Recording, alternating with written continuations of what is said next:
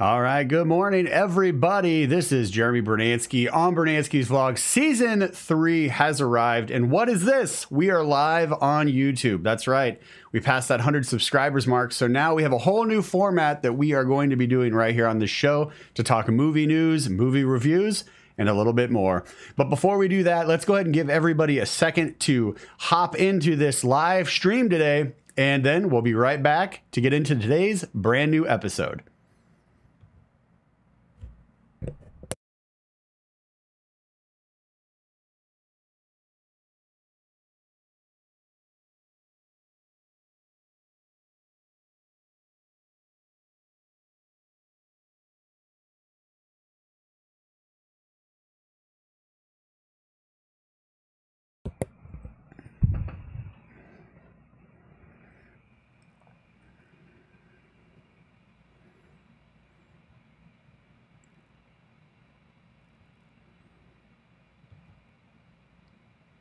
All right, I'm back. I'm Jeremy Brunansky. You're watching Brunansky's Vlog. It's 10 a.m. PST right here on YouTube, and we have got a lot to talk about today on the show. Again, if you missed the very quick introduction there, this is Season 3, Episode 1 of Brunansky's Vlog. This is a brand new format, so I hope you guys enjoy it. It's a little bit of what we were doing, which is the pre-recorded mixed with the live. So if you have been a faithful watcher of this show, you know that we've already been doing this with Facebook Live. Facebook Live, obviously, we're taking a break from for an undetermined amount of time, and we're going to be focusing all of our attention here on YouTube. So going forward, I hope you guys enjoy the new content that drops right here at 10 a.m. PST on YouTube with Brunansky's Vlog. Just real quick, don't forget to click that subscribe button if you haven't yet. Also, be sure to click the bell so you get the notifications as soon as new content drops. Finally, if you enjoy any portion of this show, please do give me that thumbs up, because the thumbs up helps people who like movie-related shows find this movie-related show right here on YouTube. All right, we got a lot to talk about. We have got the weekend box office reports in. We've got a couple news stories that we're going to talk about. Plus, we have 4 movie reviews. That's right, 4. I was out at the theaters when I wasn't trying to get everything set up for today's show. I was out at the theaters checking out 4 different movies. We're going to get into those reviews a little bit later. Then we have what's arriving in theaters this weekend, what's arriving on DVD and Blu-ray this week, and finally, my personal favorite segment, Certified Rad. So let's go ahead and hop into the news this week, and we'll take a look at kind of what is happening in the world of movie news. All right, so as you can see below, we have a ticker tape running there to kind of give you a little bit more information. Previously, for Brunansky's Vlog, we would have the certified, or not certified rad, we would have the honorable mentions. That would be happening at the very end of the news segment. So instead of that, again, brand new format, we're going to have the honorable mentions just running down below. So go ahead and keep your eye on that little ticker tape as it kind of runs the gambit of this whole news segment, and that'll give you all the honorable mentions for this week. All right, so let's jump into the weekend box office report first, and then we'll get into those news stories. So coming in, we do the top 5 here on Brunansky's Vlog. So number 5 to number 1, and then we'll take a look also at the top 10 and see if there's anything that really stands out. So coming in at number 5, we have Pacific Rim Uprising at $9,205,000. Number 4, I Can Only Imagine at $10,750,685,000. Coming in at number 3 is Black Panther with $11,263,000. Number 2, Tyler Perry's Acrimony with $17,100,000. And number 1 is Ready Player One at $41,210,000. So a lot to process here with the weekend box office. I mean, you've got monsters versus robots. You've got a faith-based movie. Marvel is still kicking booty with Black Panther. I mean, we got Avengers Infinity War coming out here pretty soon, and Black Panther is still in theaters doing the most. So great job for Marvel down that one. Tyler Perry's Acrimony coming in at $17 million. That's a strong opening for Acrimony, I feel. And then we've got Ready Player One. No real surprise that Ready Player One hits the number 1 spot. Steven Spielberg stepping in with big creative ideas in this film. I mean, as you'll hear on my review a little bit later in the show for Ready Player One, this movie is 1,000 creative minds all set loose in like a 2-hour window. So It was a lot of fun. I know online it's been getting a little pro and a little con from some people. I personally enjoyed it. Spoiler alert, as you'll hear in the review later on. But as far as the top 5 goes, not too many surprises, but a lot to process, right? So you've got, like I said, a little bit for everybody. Tyler Perry came out. Then we got Marvel. We've got faith-based. We've got Monsters versus Robots. And we've got Steven Spielberg. So if you're a movie fan, which I'm assuming you are if you're watching the show right now, because this is what we talk about for the most part is movies, this is a great weekend for movies, right? There's a little bit of something for everybody.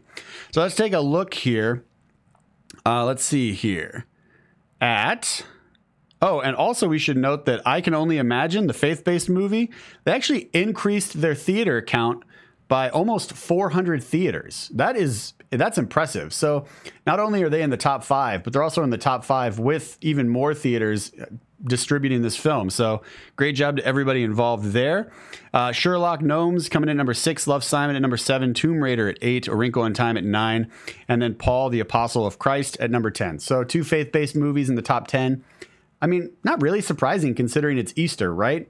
What better time to release faith-based movies than a religious holiday? I don't know. Maybe that's what happened. Who knows? But a little disappointed that Isle of Dogs did not come into the top 10. But let's be honest. Isle of Dogs is not playing in as many theaters as it should. There's one theater in my town that's playing it, and it's nowhere near me. I literally had to drive all the way. It was like a 30-minute drive. I had to drive all the way across town to see this film. Worth it. Also, MoviePass did not work at this theater. This theater did not accept MoviePass. So I had to come out of pocket for it. Still worth it. So I'm a little bummed that Isle of Dogs did not make it into the top 10. But, you know, if the movie's not in theaters or as many theaters as it should be, it probably won't make the top 10, unfortunately. So that is it. If you have any thoughts, go ahead and sound off in the comments below with the weekend box office report. I think we're looking pretty strong and looking forward to reading your guys' thoughts in the comment section below. All right, let's go ahead and move into the first news story today. First news story today is coming to us from The Hollywood Reporter, and this is Colin Trevorrow is set to direct Jurassic World 3. So previously on another episode, we talked about how he was currently writing the script and working on the script.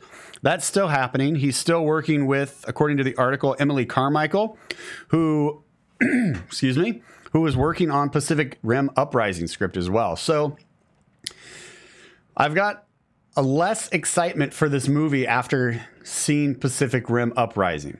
Did I enjoy Pacific Rim Uprising? Yes, as you'll hear in my review, but the script itself, not great. Yeah, not great at all. So what I went for was Monsters and Robots. I got Monsters and Robots. As far as the script goes, as you'll hear in my review, it's a little bit similar to what the first film was. So there's definitely some room for improvement. So seeing that he's coming back to direct is great. I'm happy that he's coming back because I like Jurassic World. I thought it was a fun movie. Is it like a knockout of the park, amazing Jurassic World movie? You know, but it was a lot of fun. I really enjoyed it. And I still watch it. I have it on Blu-ray. I still watch it. So still worth the time. Still enjoy my time spending in that world with the dinosaurs. So I'm happy to see him come back to kind of finish up this trilogy. But knowing that she's working on this with him after having seen Pacific Rim Uprising, I'm a less excited, right? It hasn't completely quelled my excitement. We're still there. I'm still looking forward to this film. But the excitement level has lessened because of what I saw in Pacific Rim Uprising. So I don't know.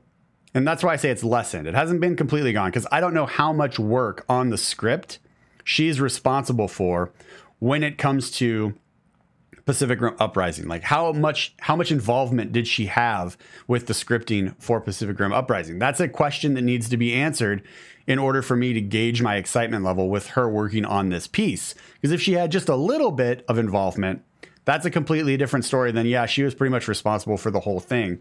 Because then I'm like, we may need script doctors, right? Script doctors to come in and touch it up if Jurassic World 3 is going to be anything like Pacific Rim 2 as far as the scripting goes. So we'll have to wait and see. If you guys know how involved she was with that film, go ahead and sound off below in the comments and let everybody know. And that way, everyone who's watching this can gauge their excitement level appropriately. All right, let's move on to the next story here. And this is coming to us from Variety. Now, the link for these articles are in the description box below, so you guys can go ahead and click on those and follow along if you so choose. But this next story is Octavia Spencer is signed on to executive produce an anti-slavery movie called Mum Bet, which is based on, and it's going to be directed by Aletha Root, and it is based on the story of Elizabeth Freeman, who was an enslaved African American who won her freedom in Massachusetts after hearing the words in the newly ratified state constitution, "All men are created free and equal." In 1781, the Massachusetts Supreme Judicial Court, blah, blah, blah, blah, the Massachusetts Supreme Judicial Court found slavery to be inconsistent with the state constitution, a ruling to have implicitly ended slavery in Massachusetts. Again, that little excerpt that I just read all came from the article in Variety, so go ahead and check that out. And you can follow along here. So I think this could be a really great movie as far as a period piece goes, as far as American history goes, because Octavia Spencer, if you've been kind of following her movie career, she has already been doing these films that look at the African-American rise in America and everything else, right? She did The Help. She did Hidden Figures.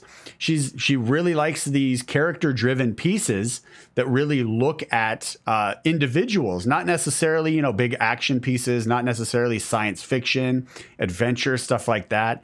But she really likes to do these movies, or it seems to anyway, judging from her film roster, that she likes doing these movies that really look at people and individuals. And so if she's going to step into executive produce this, when she's already been acting in films similar to this style, I think this could be a really good move for her. And I think it could actually be a really good time for us when we go see this movie in the theater. It sounds like it might be a little bit similar to the Marshall movie with Chadwick Boseman, the Thurgood Marshall story, kind of that more legal drama, right? Judging from what I just read you guys from that Variety article.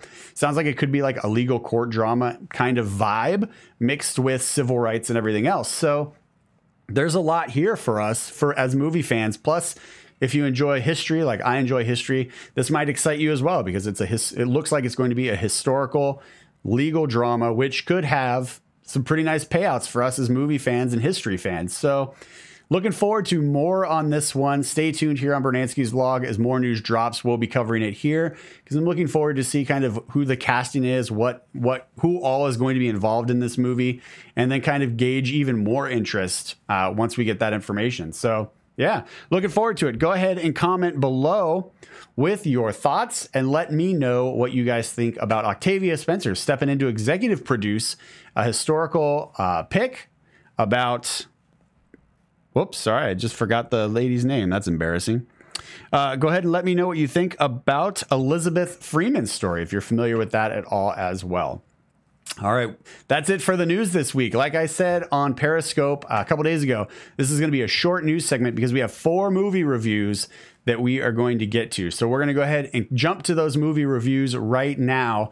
So go ahead and leave your comments below with the 2 news stories. Also, if you have any thoughts about anything that was happening in the honorable mentions down below, as you can see here, again, it's still running. So let me know what you guys thought about the news and honorable mentions. And we're going to go ahead and roll now to the movie review segment. Right after the movie reviews are done, don't go anywhere, because we are going to be covering what's dropping in theaters this week, what's arriving on DVD and Blu-ray for your home theater this week, and finally, my personal favorite, as always, Certified Rad. So this week I was able to get out to see 4 movies: Unsane, Isle of Dogs, Pacific Rim Uprising, and Ready Player One. So we are going to go ahead and move into those reviews right now.